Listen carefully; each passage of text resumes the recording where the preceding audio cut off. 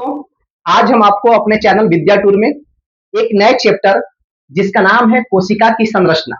इससे पहले वाले क्लास में हम लोगों ने कोशिका के बेसिक क्लास को देख लिया था। आज हम लोग देखेंगे कि आखिर एक सेल के अंदर में कौन कौन सी कोशिकांग होता है जो हमारे बॉडी को कंट्रोल करता है। इस सभी को ढंग से समझिएगा और वीडियो को ध्यान से देखिएगा। ये पहले से बातें हम कुछ लिख लिए हैं ताकि समय का बचत हो और आपके पढ़ाते समय कोई पॉइंट छूटे ना। तो आप ध्यान से समझोगे कि सर ये कोशिकांग के अंदर में सब क्या लिखे हैं सर, और ये बीच बीच में पॉइंट डाले हैं, ये सब क्या है सर? तो ये सब जो है ये कोशिका द्रव है। कोशिका के अंदर में क्या है तो साइटोप्लाज्म इसी को बोलते हैं। तो ये कोशिका द्रव है। अच्छा सर, ये बताइए कि आपने M M G L R P C ये सब क्या लिखे हैं? तो इस सब के बारे में आपको डिटेल बताएंगे। अगर आप पिछले क्लास को नहीं देखे हैं तो आप पहले पिछले क्लास को देखिएगा कि आखिर कोशिका होती क्या है, कोशिका के बारे में सबसे पहले खोज किसने किया। इस सभी बातों को पिछले क्लास में बता चुके हैं कि 1665 में एक व्यक्ति, इसका नाम है रॉबर्ट हुक, जिसने कोशिका का खोज किया और एक मृत कोशिका का खोज किया था। लेकिन इसके बाद जीवित कोशिका का खोज किसने किया और उसके बाद कौन सी कोशिकाएं बड़ी छोटी, ये सभी कोशिकाओं के बारे में ये पिछले क्लास में बताया गया है। तो आप क्लास को देखिएगा और अब हम पढ़ेंगे सर कि ये कोशिका की संरचना किस तरह से कार्य करती है। तो सबसे पहले हम यहाँ पे रखें एक एन लिखा हुआ है। इस एन का मतलब है न्यूक्लियस। न्यूक्लियस मतलब क्या होता है सर? तो न्यूक्लियस मतलब होता है केंद्रक। और आप जानते हैं कि किसी भी कोशिका के अंदर में या बीच में जो कौन होता है तो न्यूक्लियस होता है। और न्यूक्लियस अगर बीच में बैठा हुआ है तो वो सभी चीजों को नियंत्रण करने का कार्य करेगा, मतलब सभी चीजों को कंट्रोल करने का कार्य करेगा। कौन सा कोशिका सही ढंग से कार्य कर रहा है या नहीं कर रहा है, ये सभी का नियंत्रण जो कौन करेगा तो आपका न्यूक्लियस ही करेगा। तो आप सोच रहे होंगे क्या सर न्यूक्लियस ये प्लांट में भी होते हैं या एनिमल में होते हैं या दोनों में होते हैं? तो याद रखेंगे यह प्लांट के साथ साथ कहां होता है तो एनिमल में भी होते हैं। याद रखिएगा प्लांट में और एनिमल दोनों में होते हैं। न्यूक्लियस में बहुत अच्छा पॉइंट पूछता है कि डीएनए, आरएनए और क्रोमोसोम ये कहां पाए जाते हैं? तो डीएनए, आरएनए और क्रोमोसोम ये सभी न्यूक्लियस में पाए जाते हैं। और डीएनए, आरएनए, क्रोमोसोम न्यूक्लियस में पाए जाने के कारण यह अनुवांशिकी पदार्थों का स्टोर हाउस होता है। मतलब कि अनुवांशिकी पदार्थों का संचरण करने का कार्य कौन करता है तो नियंत्रण करने का कार्य कौन करता है तो उसके गतिविधियों को कंट्रोल करने का कार्य कौन करता है तो याद रखेंगे वो न्यूक्लियस ही है। क्यों? क्योंकि इसी में डीएनए, आरएनए और क्रोमोसोम है। ओके सर, आखिर सर इसका काम क्या है? तो हम पहले ही बताए हैं कि न्यूक्लियस के काम है संचालित और नियंत्रण करना। किसी भी कोशिका के अंदर में कौन सी गतिविधि हो रही है उस गतिविधि को संचालित और नियंत्रण करने का काम जो होता है वो केंद्रक का ही होता है। Okay sir. अच्छा सर ये बताइए क्या न्यूक्लियस के अंदर में और भी चीजें होती हैं? जी, न्यूक्लियस के अंदर में न्यूक्लियस 4 भागों में बटा होता है और ये चारों भाग को याद रखिएगा।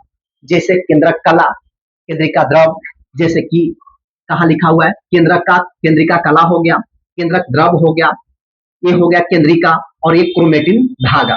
तो अभी तक एग्जाम में क्वेश्चन पूछा नहीं है, लेकिन अगर आपसे क्वेश्चन पूछते हुए कि सर केंद्रक के अंतर्गत में आने वाले कौन कौन भाग हैं, तो याद रखिएगा कि भैया केंद्रक कला है, केंद्रक द्रव है, केंद्रिका है और क्रोमेटिन धागा है। तो अगर इतनी सारी बातें अगर आप ध्यान में रखते हैं केंद्रक के बारे में तो आप कोशिकांग में केंद्रक के बारे में उचित प्रश्नों का उत्तर आप दे पाएंगे। उसके बाद हम बात करते हैं कि सर ये क्या है सर? यह जो है ये माइटोकॉन्ड्रिया है। क्या है तो माइटोकॉन्ड्रिया है। और याद रखिएगा इस पूरे कोशिकांग में माइटोकॉन्ड्रिया दोहरी झिल्ली से घिरा होता है। और जब दोहरी झिल्ली से घिरा होता है तो इसके ऊपर में छोटा छोटा उभार निकल जाता है। उसी उभार को क्रिस्टी कहते हैं। यहां लिखा होगा कि उसके ऊपरी वाला भाग को ही क्या कहते हैं तो क्रिस्टी कहते हैं। दोहरी संरचनाओं से घिरे हुए एकमात्र कोशिकांग कौन सी है? तो वह माइटोकॉन्ड्रिया है। सर, आखिर आपने माइटोकॉन्ड्रिया के बारे में बताया, तो क्या माइटोकॉन्ड्रिया पादप में होंगे या जंतु में होंगे? तो जी, माइटोकॉन्ड्रिया आपका पादप और जंतु दोनों में होते हैं। 1880 की बात है, इसका खोज करने वाला एक व्यक्ति है जिसका नाम है कोलिकर। याद रखिएगा, अगर आपसे क्वेश्चन पूछे कि माइटोकॉन्ड्रिया का खोज किसने किया है, तो कोलिकर ने किया है। लेकिन माइटोकॉन्ड्रिया का नाम किसने दिया है? तो उसका नाम है सी बेंडा। याद रखेंगे, माइटोकॉन्ड्रिया का खोज कोलिकर ने किया, लेकिन माइटोकॉन्ड्रिया के नामकरण करने वाला व्यक्ति की बात करते हैं तो उसका नाम है सी बेंडा। इस बात को याद रखेंगे। एक एक व्यक्ति और है जिसने बायोब्लास्ट कहा था, जिसका नाम है आल्टमैन। क्वेश्चन पूछ सकता है आपसे कि माइटोकॉन्ड्रिया को बायोब्लास्ट के नाम से कौन कहा था, तो उस व्यक्ति का नाम है आल्टमैन। ये जानकारी के लिए भी याद रखिएगा। याद रखेंगे कि सर इसे क्या कहते हैं, तो इसे powerhouse of the cell कहते हैं। Powerhouse of the cell क्यों कहते हैं सर? क्योंकि माइटोकॉन्ड्रिया जो होता है ये पूरे कोशिकांग को ऊर्जा प्रदान करने का काम करता है, क्योंकि यहीं पर एनर्जी बनती है। यहीं पे ऑक्सीजन जो होता है वो ऑक्सीजन मिल करके एटीपी के रूप में ऊर्जा का उत्पादन करते हैं, जो हम आपको रिस्पिरेटरी सिस्टम में पढ़ा चुके हैं। तो अगर इसके बारे में जानना होगा तो आप रिस्पिरेटरी सिस्टम पढ़िएगा। अच्छा सर, उसके बाद हम बात करते हैं कि सर माइटोकॉन्ड्रिया के कोई और कार्य होती है क्या? जी, माइटोकॉन्ड्रिया जो होती है ये लीवर में विषों को निराकरण करती है। मतलब जैसे कि अगर कभी भी हमारा लीवर में जो होगा इन्फेक्शन हो जाता है, तो लीवर इन्फेक्शन में को दूर करने के लिए या उसको विष को निरावकरण करने के लिए, समाप्त करने के लिए माइटोकॉन्ड्रिया ही उचित कार्य करने का कार्य करता है। याद रखेंगे सही पॉइंट को। अच्छा सर, क्या माइटोकॉन्ड्रिया को पाचन तंत्र के नाम से जाना जा सकता है? क्योंकि यह सर यहाँ पे आपका ऑक्सीजन से ऑक्सीकरण अभिक्रिया करके श्वसनीय कार्य करके ऊर्जा प्रदान कर रहा है, तो क्या यह पाचन तंत्र भी कह सकते हैं इसको? जी, तो याद रखिएगा, इसे कोशिका का पाचन तंत्र भी कहते हैं। याद रखेंगे, इसे क्या कहते हैं? तो कोशिका का पाचन तंत्र भी कहते हैं। तो इस प्रकार हमने न्यूक्लियस और माइटोकॉन्ड्रिया इन दोनों को बारे में जाना। अगर इन दोनों के बारे में इतनी बातें आप याद रखते हैं तो बहुत अच्छी बात है। उसके बाद हम बात करते हैं कि सर ये जो आप लिखे हैं जी, ये जी क्या है सर? तो इसी को गोल्जी काय कहते हैं, या इसी को इंग्लिश में बोलते हैं गोल्जी बॉडी। सर ये गोल्जी काय क्या होता है सर? क्या गोल्जी काय भी प्लांट और जंतु दोनों में पाए जाते हैं? तो जी, इसे ये भी प्लांट और जंतु दोनों में पाया जाता है।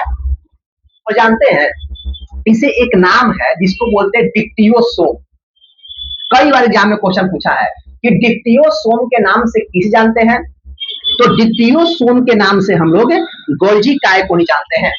याद रखिएगा, डिक्टियोसोम के नाम से किस जानते हैं? तो गोल्जी काय को नहीं जानते हैं। गोल्जी काय जो होता है वो लाइसोसोम और पैरेक्सिसोम, लाइसोसोम और पैरेक्सिसोम के निर्माण करने के लिए जिम्मेदार है। ये आपके आरआरबी का मोस्ट इंपॉर्टेंट क्वेश्चन, रेलवे इससे खूब क्वेश्चन पूछा है कि लाइसोसोम का निर्माण कहां होता है? तो गोल्जी का। लाइसोसोम और पैरेक्सिसोम के निर्माण करने के लिए सहायक होते हैं। कहां होता है? गलती बोल दी है, उसको याद रखिएगा। निर्माण करने के लिए कौन सहायक होता है? तो गोल्जी काय होते हैं। ओके सर, और बताइए सर, मोस्ट इंपॉर्टेंट पॉइंट इसका ये है सर कि गोल्जी काय क्या करता है? तो गोल्जी काय मैन्युफैक्चरिंग एंड शिपिंग सेंटर कहते हैं इसको। मतलब मैन्युफैक्चरिंग एंड शिपिंग सेंटर मतलब क्या हुआ सर? जैसे कि मान लीजिए कि न्यूक्लियस ने कहा माइटोकॉन्ड्रिया को ऊर्जा बनाओ, एनर्जी बनाओ, तो एनर्जी बना दिया, तो ले करके कौन जाएगा? तो ले करके जाने वाला जो होगा कि मैन्युफैक्चरिंग एंड शिपिंग सेंटर करवा के पैकिंग करवा के इसको भेजने वाला कार्य करेगा। तो उसके बाद हम बात करते हैं कि सर अगर हमें गोल्जी काय का अध्ययन करना हो, गोल्जी काय का अध्ययन करना हो, तो उसको अध्ययन करने के लिए किसका यूज करते हैं? तो अध्ययन करने के लिए सिल्वर नाइट्रेट का प्रयोग करते हैं, AgNO3 का। याद रखेंगे, गोल्जी काय के अध्ययन करने के लिए किसका प्रयोग करते हैं? तो सिल्वर नाइट्रेट का प्रयोग करते हैं।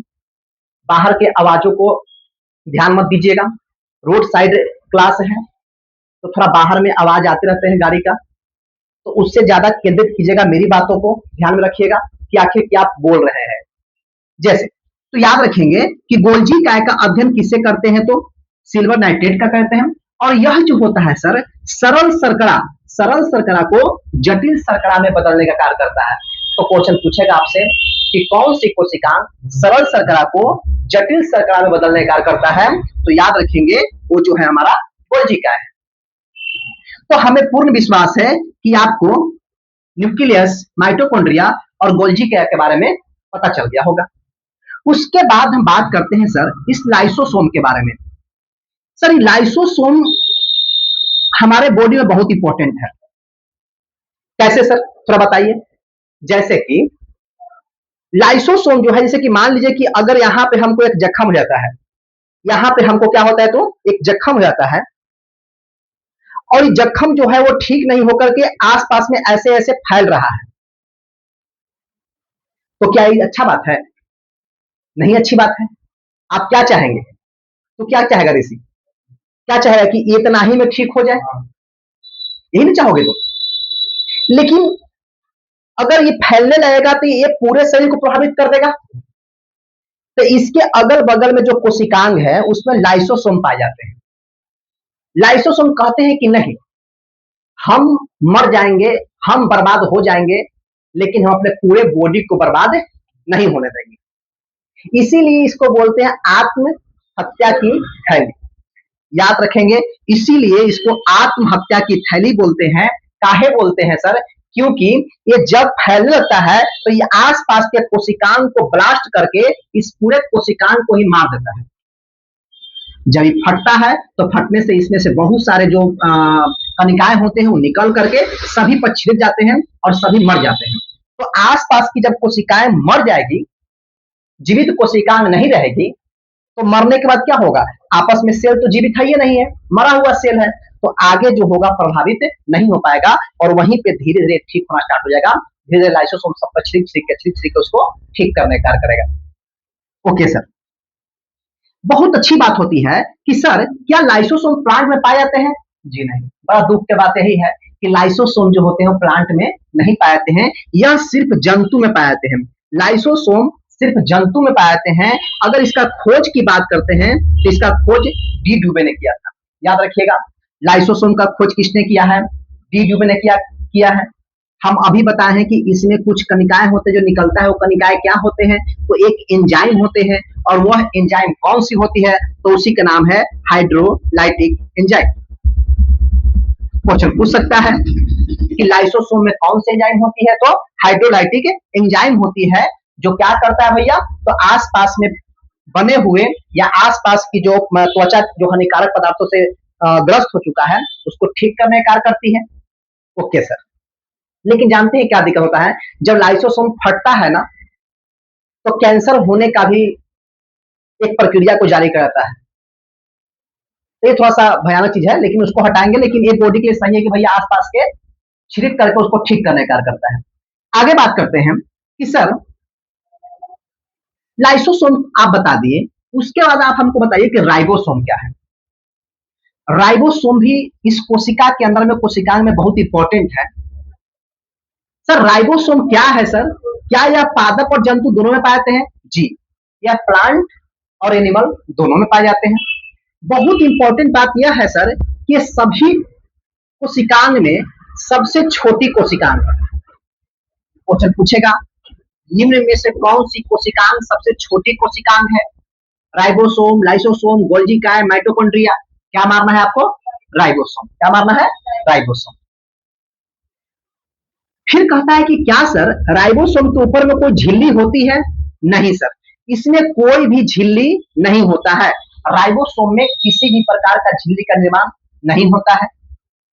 और क्या करता है सर? मोस्ट इंपॉर्टेंट पॉइंट यह है कि सर राइबोसोम का काम होता है प्रोटीन का संश्लेषण करना, इसीलिए इसे protein factory of the cell कहते हैं। Protein factory of the cell कहते हैं। पूरे कोशिकाओं में प्रोटीन निर्माण करने का कौन करता है? तो आपका राइबोसोम करता है। इतनी बातों को याद में रखिएगा। उसके बाद एक बात करते हैं जिसका नाम क्या है? तो सेंट्रोसोम। क्या बोलते हैं? सेंट्रोसोम। इसी को हिंदी में तारकाय बोलते हैं। क्या बोलते हैं? तो तारकाय। सर, क्या सेंट्रोसोम भी प्लांट में पाए जाते हैं? नहीं सर। अच्छा सर, सेंट्रोसोम का मुख्य कार्य क्या है? तो सेंट्रोसोम का मुख्य कार्य जो है वो कोशिकाओं में विभाजन करना, सेल डिवीजन करना। क्यों सर? सेल डिवीजन क्यों जरूरी है? अरे भाई, बिना सेल डिवीजन के क्या सेल का निर्माण हो सकती है? नहीं हो सकती है। तो नए नए सेल का, नए नए कोशिकाओं के निर्माण करने के लिए, आपको नई नई सेलों के निर्माण करने के लिए आपको सेंट्रोसोम की आवश्यकता होती है, क्योंकि वो क्या करती है? तो कोशिका का विभाजन करती है। कोशिका का विभाजन करने का कौन करता है? तो सेंट्रोसोम करता है। क्योंकि अगर मान लीजिए कि यहां पे हम ऐसे कट गया, तो कटने के बाद अगर इसको छोड़ दिया जाए तो कुछ दिन बाद देखिएगा ये धीरे धीरे धीरे धीरे क्या हो जाता है? ठीक हो जाता है। लेकिन आप एगो फसुला या कुल्हाड़ी लेकर के ऐसे हाथ में पकड़ के किसी प्लांट को इसे काट करके चल जाइए, मतलब लाइन से अगर प्लांट लगा हुआ है, एक पेड़ यहाँ है, एक पेड़ यहाँ है, और सब पेड़ पर ऐसे एक कुल्हाड़ी इस पे, एक कुल्हाड़ी इस पे, और सब पे दाग बना बना के आप जा रहे हैं, तो क्या 10 दिन के बाद आइएगा तो दाग ठीक हो जाएगा?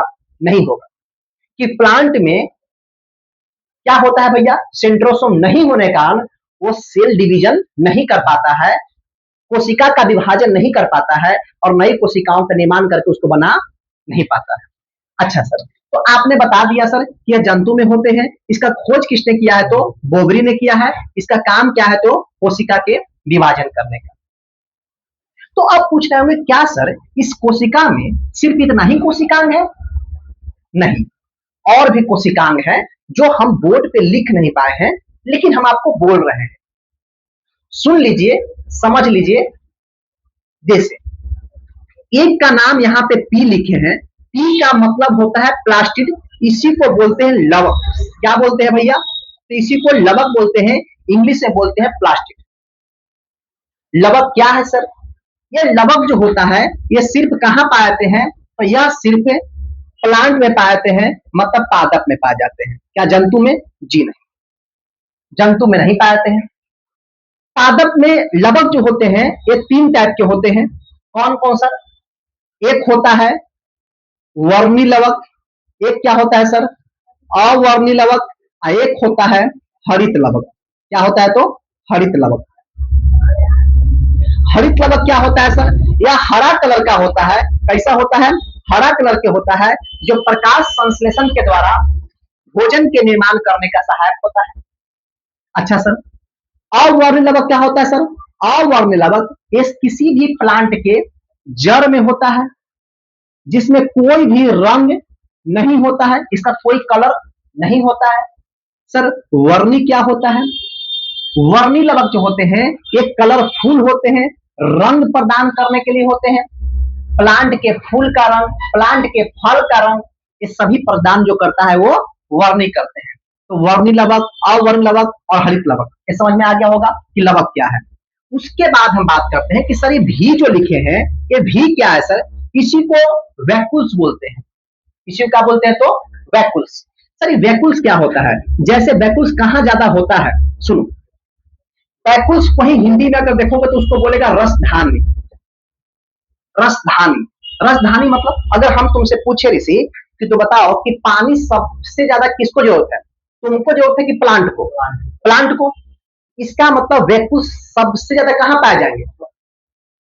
प्लांट में, क्योंकि उसमें राजधानी, उसमें पानी की आवश्यकता ज्यादा है। हम लोग पानी क्या पिएंगे? थोड़ा सा ऐसे उठाएंगे, ढक्कन खोलेंगे, हल्का सा पी लेंगे। लेकिन इतना पानी से प्लांट में काम चलेगा? उसके लिए पूरा कहने का सेंस है कि बाल्टी बाल्टी डालना पड़ता है। तो इसीलिए वैक्यूल्स की ज्यादा मात्रा किसमें होती है? तो प्लांट में होती है। जंतु में नग्न होता है, छोटी छोटी वैक्यूल्स हम लोग में भी पाए जाते हैं। कई की किताब में लिख देता है कि वैक्यूल सिर्फ जो होते हैं वो प्लांट में पाए जाते हैं। जी नहीं, वैक्यूल जो होते हैं वो जंतु में भी पाए जाते हैं। अच्छा सर, ये बता दिया सर। ये क्या लिखे हैं सर? ईआर। देखो, ईआर को ही बोलते हैं इंडोप्लाज्मिक रेक्टिकुलम। Endoplasmic reticulum. इसी को हिंदी में बोलते हैं अंतःप्रदवी जालिका। अंतःप्रदवी जालिका, जगह नहीं है, सुन लीजिए, अंतःप्रदवी जालिका। सर इंडोप्लाज्मिक रेटिकुलम जो है ये दो टाइप के हैं। एक होता है स्मूथ इंडोप्लाज्मिक रेटिकुलम, एक होता है रफ इंडोप्लाज्मिक रेटिकुलम। ये क्या है सर, स्मूथ और रफ? देखो, रफ इंडोप्लाज्मिक रेटिकुलम और स्मूथ इंडोप्लाज्मिक रेटिकुलम, ये दोनों में अंतर है। रफ वाला क्या करता है कि इसकी सतह जो है वो खुरदरा बना हुआ है। जब इससे कोई भी चीज गुजरता है तो खुरदरा होने के कारण उसमें से क्या करता है कि प्रोटीन का अवशोषण करता है। अवशोषण करने के बाद प्रोटीन का निर्माण भी कर सकता है। तो इंडोप्लाज्मिक रेटिकुलम में, रफ इंडोप्लाज्मिक रेटिकुलम क्या करता है, तो प्रोटीन का अब्जॉर्ब करना। अच्छा सर, स्मूथ वाला सर, स्मूथ इंडोप्लाज्मिक रेटिकुलम जो होता है इसी को हिंदी में चिकनी प्रदवी जालिका कहते हैं। और उसको हिंदी में क्या बोलते हैं, तो रफ वाला क्या बोल सकते हैं, रफ वाला को हिंदी में क्या कह सकते हैं, खुरदरा, खुरदरा प्रदवी जालिका, है ना। स्मूथ वाला को चिकनी प्रदवी जालिका। और चिकनी प्रदवी जालिका जो होता है ये प्लांट में लिपिड, फैट, ये सब के अवशोषण करने के लिए, साथ ही साथ जहरीला पदार्थ अगर कोई आदमी खाता है तो यही जो होता है स्मूथ इंडोप्लाज्मिक रेटिकुलम उसको निजावकरण करने का कार्य करता है। तो अगर इतनी सारी बातें कोशिकांग, एक कोशिका के अंदर कोशिकांग के बारे में जानकारी रखते हैं तो आप समझ जाइए कि कोशिका के संरचना के बारे में आपको विशेष अनुभव है। साथ ही साथ एक बात और याद रखिए कि अगर आपको इन सारी बातों को याद है, दिमाग में इतनी सारी बात चलाते हैं, तो एग्जाम में कोई भी क्वेश्चन आएगा आप एकदम आराम से बनाओगे। अगर आपको स्क्रीनशॉट लेना हो तो एक बार ले लेना, इसको देख लेना।